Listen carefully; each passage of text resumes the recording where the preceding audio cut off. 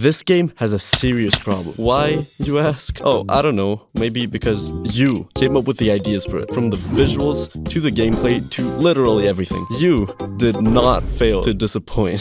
So essentially, I made a community post on YouTube asking you for your best ideas. I decided to select 6 ideas and, against my better judgment, turn them into a game. Not only did I add your questionable ideas, but I also did things such as adding a concerning amount of cubes to the game, and also killing my computer like halfway through, but more on that later. Let's kick things off with Idea 1. A game about a ninja that has to assassinate a target, but before he gets to successfully kill them, he completely fumbles it and sneezes loudly. Alright, that's something. So we're gonna take the whole assassination thing and turn it into our gameplay. First, I added this cube, which will be our player. Beautiful, right? Next, I painstakingly coded some third-person movement, which I've been cooking up for like 5 minutes. Okay, that's something. And there we go. Probably the first time I've ever properly made something like this. Don't look too close though, it's held together by duct tape and hope. I added a pretty little sky to procrastinate. Stunning, right? Anyway, we'll get back to the idea of the game later because it's time for Idea 2. A game where you control a ghost and try to avoid obstacles like lampposts, blah blah blah, we don't really care about that. So this person wants the player to become a ghost. I wonder why, and I mean, sure, why not? I'm stealing that idea, throwing it into the game and calling it a day. And of course, the player is now King Boo. Yeah, straight up King Boo from Mario or whatever. I can already hear Nintendo's lawyers printing towards me. Alright, so now we've got a player, a sky, and that's it. That's literally it. With all of this progress, I decided it was time to work on the gameplay loop. But first, real-time reflections. Yeah, so I spent hours importing post-processing packages, tweaking settings, and smashing my keyboard in frustration, only for nothing to work. Like, at all. But hey, no worries, I slapped on some lens flares instead, which kinda give the illusion of reflections, right? Okay, fine, it's not even close, but it still looks kinda cool, so let's roll with it, at least for now. Now that we've got some actual progress, I'll take a small break to work on a big project. One that is not held together by duct tape. The name's Rigid. Hear me out. Sick parkour, multiplayer, and a map editor. I've been revamping the Steam page, tweaking some visuals, and even working on translations. You should totally go check it out and drop a wishlist. It helps Steam share my work. Seriously, we've even got this wishlist chain in my Discord server where you can send in your wishlist and not react to it. Why not? Let's quickly go back to the ninja idea again. So we made the whole ninja part, or actually ghost, but we haven't really made the assassinations. Actually, we haven't at all worked on that. In order to fix this, I added a cylinder. Well, like 3 of them. This might not look like anything, but deep inside they are actually our ghost hunters, with a twist being that the ghost is actually hunting them, juxtaposition or whatever the kids say nowadays. Anyways, we should be able to just, press play and I may have forgotten to code them. Boom, state machines and stuff. Every hunter now has 3 states: calm, suspicious, and angry. If you're out of the range, they'll kinda just sit there and stare at nothing. That's the calm phase. However, if you come close to them, then they'll get suspicious. What does that mean? Essentially, you have like 2 seconds to get out of the range, otherwise they'll get angry.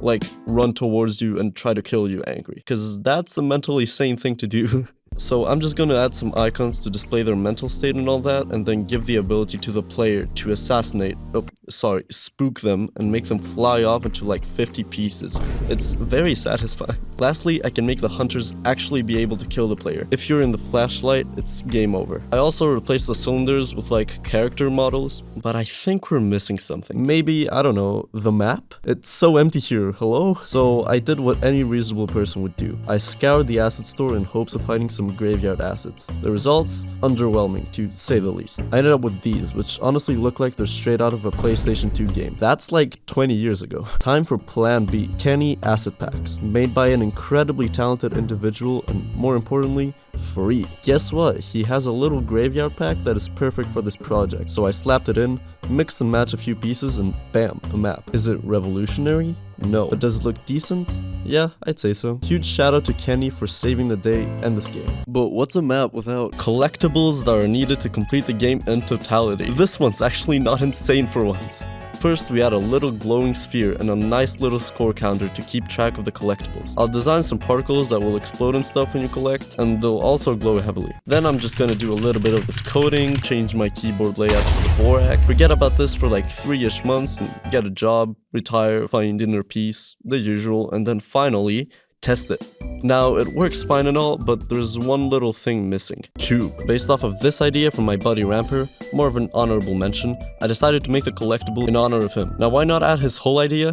Cause it's practically just the plot of his game that he's been working on for like 5 years. So, Cube collectible it is. Now it's time for the more, mentally unstable ideas. So idea 4. Every time you jump, something is changed, but you don't know what, like a door opening or an object removed. Great, let's make things unstable. I'm thinking of making it more on theme with the game, so I'll make it work every time you assassinate someone. Next up, I want to focus on graphics more because it feels like the lens flares I mentioned earlier weren't enough.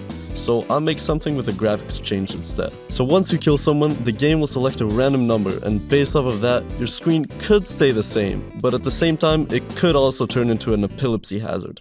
How fun and safe. It has a plethora of different graphics and all of that, which probably makes it worse, but oh well, what can you do? Anyways, time for Inception, a game about playing a game. This is the 5th idea, and I pretty much need to fit a second game inside of this one, and I have just the idea. And the idea is Flappy Bird.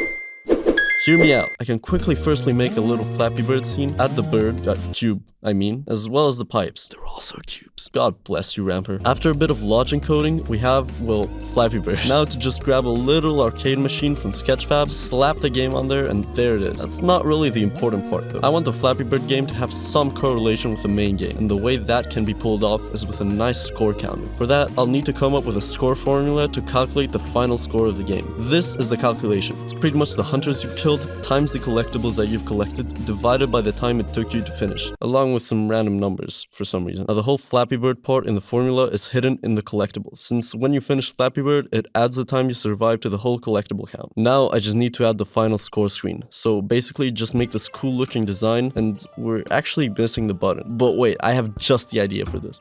Make the most infuriating UI you can. This is genius. So taking inspiration from some short form videos I've seen with the worst UI concepts, I've begun working on the awesome game UI. Now for some buttons, I've essentially made them sliders that move around, and it's very annoying to actually press a button now. This is all your fault. Now for the other UIs, I'm gonna let you explore them by downloading the game for free on itch.io. The last thing remaining is music, which I didn't get any ideas for in the comments. So what I can do is just hit up my buddy, Gradus ad Parnassum, like the book, and force him to make some spooky tracks for me, since ghosts and stuff. So now we got a nice little waltz.